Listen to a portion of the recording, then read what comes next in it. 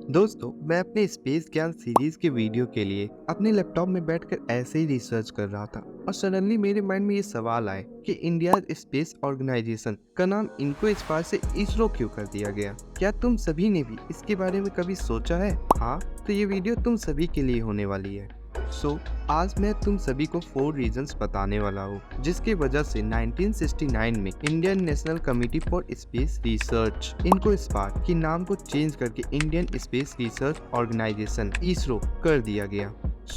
इन 4 reasons को देखना और क्या तुम भी इन सभी रीजन से एग्री करते हो या नहीं भी अपनी राय कमेंट में देना। Okay, let's move to first reason, organisational transformation. पहले हम अपने इस हेडिंग ऑर्गेनाइजेशनल ट्रांसफॉर्मेशन का मतलब समझ लेते हैं। तो हम जाते हैं अपने गूगल ट्रांसलेशन में और सर्च करते हैं ऑर्गेनाइजेशनल ट्रांसफॉर्मेशन और रिजल्ट आपके सामने। इसे पढ़ के शायद ही तुम्हें समझ में आया होगा। खैर, back to the point. Organisational transformation इनको इस बार को डेवलप किया गया था 1962 में एज अ टेम्परेरी कमिटी और इंडिया स्पेस रिसर्च एक्टिविटीज को कोऑर्डिनेट करने के लिए। लेकिन कुछ सालों के बाद जब इंडिया में कई सारे और डिफरेंट तरह के स्पेस प्रोग्राम होने लगे, तब हमारे साइंटिस्ट या कहें हमारे गवर्नमेंट को ये समझ में आने लगा कि हमारे स्पेस एजेंसी को एक फॉर्मल और परमानेंट ऑर्गेनाइजेशन में कन्वर्ट करना चाहिए।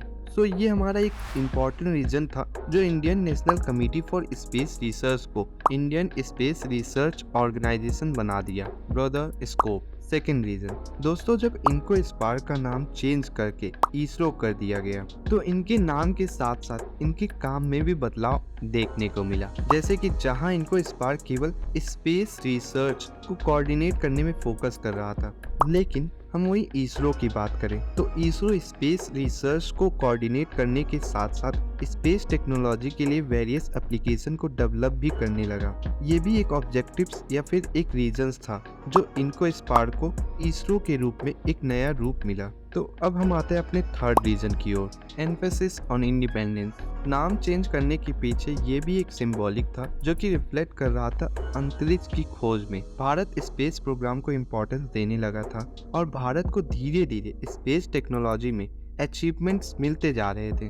अब इसरो को एस्टेब्लिश करके इंडिया ने ये शो किया कि वो भी अब स्पेस टेक्नोलॉजी में नए रिसर्च करेंगे और बिना किसी पर डिपेंड होकर अपने मिशन को सक्सेसफुली कंप्लीट भी करेंगे। इसके नाम चेंज होने का ये भी एक रीजन था।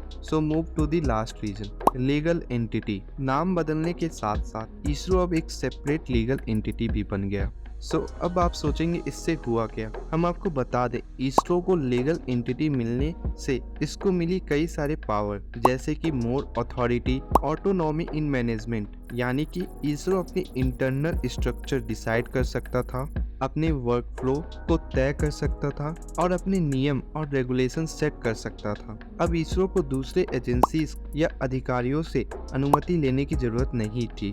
और फिर कंट्रोल ओवर रिसोर्सेस, मतलब इसरो अपना बजट कैसे एलोकेट करे, कौन सी एसेट एक्वायर करे और अपनी वर्कफोर्स को कैसे मैनेज करे, ये भी डिसाइड कर सकता था। इसके नाम बदलने के पीछे ये सारे रीजन थे। अब आप सोच रहे होंगे कि Indian Space Research Organisation ISRO की शुरुआत कहाँ से हुई। अब इसका आंसर चाहते हैं तो इस वीडियो पर क्लिक करो और जानो।